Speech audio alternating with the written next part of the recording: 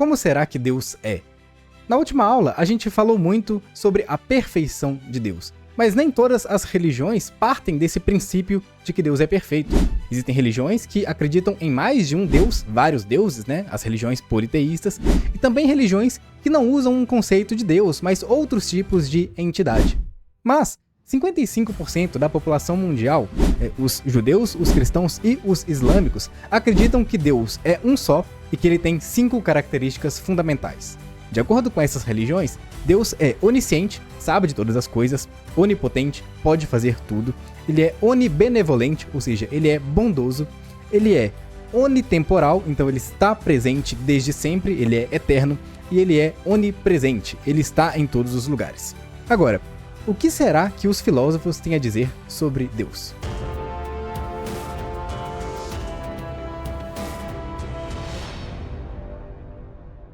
Para Deus, com efeito, tudo é possível.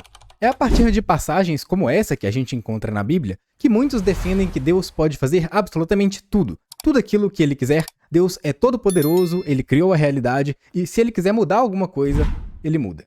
Mas para a filosofia, isso gera alguns problemas. Alguns filósofos criam exercícios mentais, exercícios de pensamento, que nos fazem refletir sobre o que significa essa onipotência. Por exemplo, todo mundo sabe que um quadrado tem 4 lados. A gente já deu esse exemplo aqui algumas vezes. E um triângulo tem 3 lados. Agora fica a pergunta: se Deus é todo-poderoso, ele pode criar um quadrado de 3 lados? Ou um triângulo de 4 lados? Como que isso seria possível?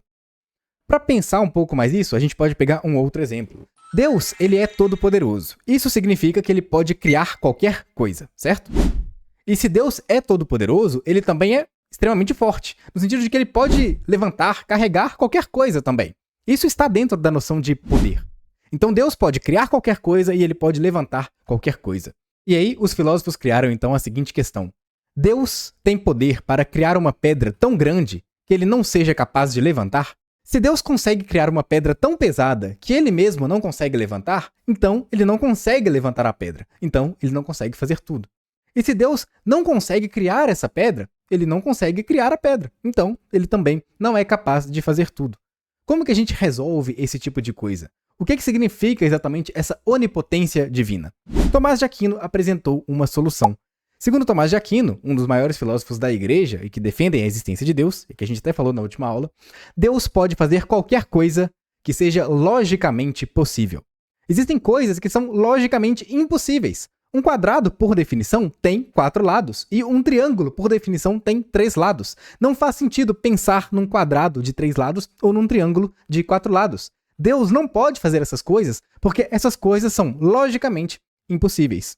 René Descartes tem uma outra solução. Na verdade, Descartes diz que Deus pode fazer até mesmo que uma contradição se torne realidade. O poder de Deus é tão grande que até o que é contraditório pode ser real. Outra parte fundamental da crença religiosa é o hábito de orar, fazer orações. As orações podem ser feitas por diferentes motivos. Às vezes, para adorar Deus, às vezes é para agradecer uma bênção alcançada, mas grande parte das orações são, na verdade, pedidos para Deus. Às vezes um pedido para ajudar alguém próximo, às vezes um pedido para salvar a vida de alguém que está correndo algum perigo, às vezes uma oração para pedir proteção em geral, às vezes uma oração para o seu time de futebol ganhar. E aí, novamente, nós temos mais um grande debate filosófico, que é exatamente essa questão de fazer pedidos para Deus. Já na Grécia Antiga, Sócrates recomendava aos gregos que eles não rezassem, ou que, rezando, não pedissem nada para os deuses. E por que não? Sócrates entende que os deuses têm a verdadeira sabedoria. A sabedoria dos deuses, ela é perfeita. Mas nós somos muito limitados, nós somos imperfeitos, nós somos ignorantes. Isso significa que, ao fazer um pedido para Deus, nós podemos estar pedindo algo a partir da ignorância. Algo que não faz exatamente sentido. Algo que não é o melhor. Os deuses já sabem o que é o melhor. Os deuses já sabem o que deve acontecer na nossa vida. Mas a gente não sabe. Então, às vezes, nós podemos pedir, por exemplo, para que alguém que está à beira da morte, né, no hospital, seja salvo. E esse pedido ele poderia ser atendido pelos deuses, mas sem o pedido, a pessoa morreria. E, no final das contas, a morte naquele momento seria o melhor para todo mundo. Os deuses sabem aquilo que a gente não sabe. Então, é melhor não tentar mudar a ideia deles. Já Eleanor Stump, uma filósofa contemporânea, defende que nós não temos nenhum motivo para pensar que as nossas orações mudam o desejo de Deus, mudam as ideias de Deus. Porque, veja bem, nós falamos de 5 características essenciais de Deus. 3 delas são que Deus sabe de todas as coisas, Ele cria todas as coisas, Ele é todo-poderoso e Ele é bom. E se Deus tem essas 3 características, segundo a Eleanor Stump, então Deus, Ele já decidiu aquilo que vai acontecer. E aquilo que vai acontecer já é o melhor resultado possível. A oração, portanto, não muda a opinião de Deus. Deus já decidiu o que vai acontecer e o que vai acontecer vai ser o melhor resultado. Qual o motivo que a gente tem para rezar, então, se isso não faz nenhum sentido? Santo Agostinho, lá na Idade Média, tinha dado uma resposta para isso. Santo Agostinho escreveu um livro que se chama Confissões. Agora, partindo da ideia de que Deus sabe de todas as coisas, não faz sentido a gente se confessar para ele. Se Deus sabe tudo, por que eu vou contar alguma coisa para ele? Ele já não sabe? Segundo Agostinho, sim, Deus já sabe tudo.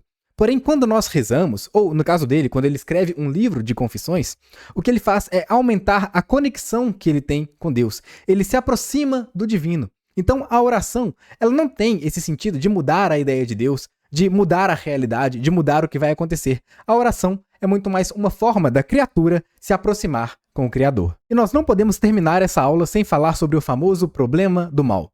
Uma das formulações mais conhecidas do problema do mal é o tal de paradoxo de Epicuro. Epicuro foi um filósofo lá da Grécia Antiga e colocaram o nome dele nesse paradoxo, mas é bem provável que essa ideia não seja dele. Não tem nenhum registro dele ter escrito esse raciocínio. Mas agora vamos entender qual que é o raciocínio por trás do paradoxo. Existe maldade no mundo? A grande maioria das pessoas concorda que sim, existe maldade no mundo. Nós temos a maldade humana, por exemplo, nos assassinatos, nas guerras, nos estupros, e também a maldade que vem da natureza, os fenômenos naturais, enchentes, tsunamis, maremotos, vulcões. Então, existe maldade no mundo. Deus sabe que existe maldade no mundo? Se Deus não souber, isso significa que ele não sabe de todas as coisas. Então, Deus não é onisciente. Agora, se Deus sabe que existe maldade no mundo, a gente se pergunta se ele pode acabar com a maldade.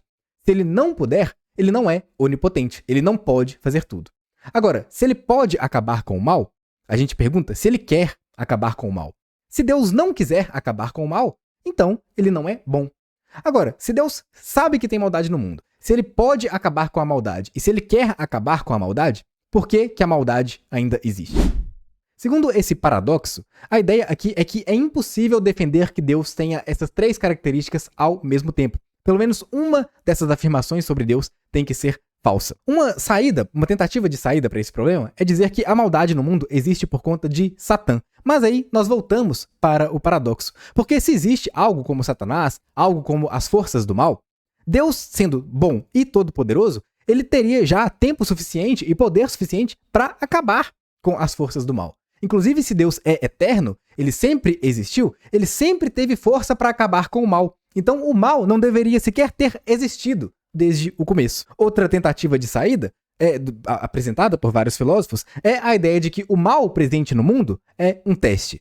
O mal é uma oportunidade para que a gente melhore. Mas fica aí a questão de, se Deus sabe todas as coisas, ele já sabe o resultado dos testes. Então, não faz sentido testar. Se Deus já sabe quem vai se dar bem no teste e quem vai se dar mal, quem vai ser bom e quem vai ser ruim, não tem necessidade de teste, não tem porquê testar. Tentando resolver tudo isso, o filósofo John Hick apresenta a seguinte ideia. O mundo, ele tem maldade porque a maldade é o que oferece sofrimento. E o sofrimento é a forma que Deus tem de fazer com que a gente melhore a nossa alma. É lidando com o sofrimento aqui nessa terra que a nossa alma vai ficando cada vez melhor, cada vez mais preparada para aproveitar a vida celeste ao lado de Deus. Outros pensadores, como Santo Agostinho, acreditam que Deus valoriza o livre-arbítrio. Deus valoriza que os seres humanos tenham liberdade. E a maldade, ela é uma consequência necessária do livre-arbítrio. Então, essa é a solução. A maldade existe porque nós temos livre-arbítrio e o livre-arbítrio é valorizado por Deus. Já na Idade Moderna, nós tivemos Leibniz, um filósofo que afirmou que nós vivemos nesse mundo que parece ter vários defeitos, no melhor dos mundos possíveis. Olha o que ele escreveu. Como há uma infinidade de universos possíveis nas ideias de Deus e apenas um único universo pode existir, deve haver uma razão na escolha de Deus. E essa razão está nos graus de perfeição que cada mundo contém. Se a gente pensar quando Deus foi criar o universo, ele tinha muitas escolhas a fazer. Deus poderia ter escolhido, por exemplo, criar um universo sem pólvora. Então nós não teríamos as armas de fogo. Ou Deus poderia ter criado um universo em que as pessoas não morressem, em que as pessoas fossem imortais. E aí ninguém sofreria com a morte de uma pessoa querida. Mas Leibniz diz que quando a gente olha essas coisas como maldade, nós temos uma visão limitada, uma visão parcial da realidade. Deus consegue ver o todo. Então Deus, quando ele fez as contas, digamos assim, para criar o universo, ele viu os problemas de um universo sem pólvora. Ele viu os problemas de um universo sem a mortalidade. E ele escolheu criar exatamente esse mundo. Esse mundo que é o melhor possível. De todas as combinações, esse daqui era a melhor coisa possível de se fazer. E foi isso o que Deus escolheu. Essa ideia do Leibniz não convenceu muita gente. O Voltaire foi um filósofo que acabou vindo um grande terremoto lá em Lisboa, que matou milhares de pessoas, ficou bem triste com aquela situação. E a partir disso, e de outras maldades que ele via ali, por exemplo, pessoas sendo guilhotinadas injustamente, a partir de tudo isso, Voltaire disse que essa ideia de que nós vivemos no melhor dos mundos possíveis é uma verdadeira piada. E no meio de toda essa discussão, nós tivemos também filósofos que decidiram mudar a ideia de Deus. Esse foi o caso de Hans Jonas. Jonas, ele era um filósofo que viu a sua própria mãe ser levada para os campos de concentração nazistas. A mãe dele foi levada para Auschwitz. E diante da maldade do Holocausto e de todas as outras maldades do mundo, Jonas fez a seguinte pergunta: que tipo de Deus é capaz de permitir tanto mal? Segundo ele, com certeza, não um Deus que fosse todo-poderoso. Se Deus fosse onipotente, ele teria intervido na realidade. Ele teria impedido calamidades como as guerras lá em Ruanda, como o Holocausto na Alemanha nazista, como o Apartheid na África do Sul e muitos outros terrores que aconteceram na história humana. Então, Hans Jonas cria uma nova teoria sobre Deus. Para ele, Deus já foi todo-poderoso quando ele criou o universo. Mas, quando os seres humanos surgiram, Deus abdicou da sua onipotência. Ele abriu mão de todo o seu poder para que nós tivéssemos a liberdade, o livre-arbítrio. E agora, Deus apenas assiste como um espectador aquilo que a gente faz. Inclusive, ele se entristece quando nós fazemos coisas terríveis, como esses exemplos que eu dei antes. Deus, segundo Hans Jonas, inclusive, ele quer que nós melhoremos. Ele quer a nossa ajuda para que o universo seja um lugar mais bonito. O debate em torno dessa questão é muito complexo, como eu acho que deu para você perceber ao longo dessa aula. Tomás de Aquino, aquele filósofo muito importante, um dos mais importantes da tradição cristã, chega a afirmar até mesmo que a nossa linguagem ela é insuficiente para descrever Deus. Por meio da linguagem, a gente não consegue falar com perfeição como Deus é.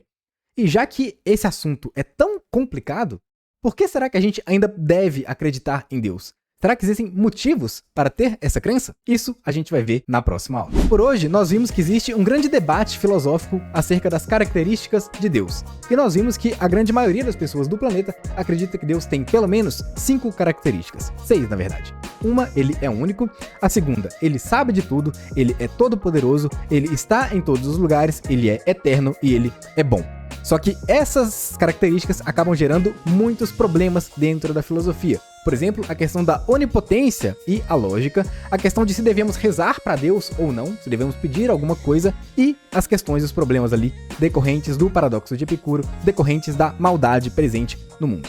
Se você quer aprender tudo isso e muito mais de modo sistemático, organizado e com acesso vitalício ao conteúdo e o meu acompanhamento individual nos seus estudos, é só clicar no primeiro link aqui abaixo na descrição, em que você pode conhecer os meus cursos de filosofia. O mais completo deles, o Filosofia Profunda, tem 50 horas de aulas gravadas, 680 páginas em PDF e também 21 livros clássicos que você pode baixar para ler o que disseram autores como Platão, Kant, Nietzsche e muito mais. Tem mais conteúdo também lá no Instagram, o aprenda.filosofia, e no podcast, em que eu sempre estou trazendo um novo episódio abordando com mais profundidade alguma questão filosófica. Por enquanto é isso, continue pensando e até mais.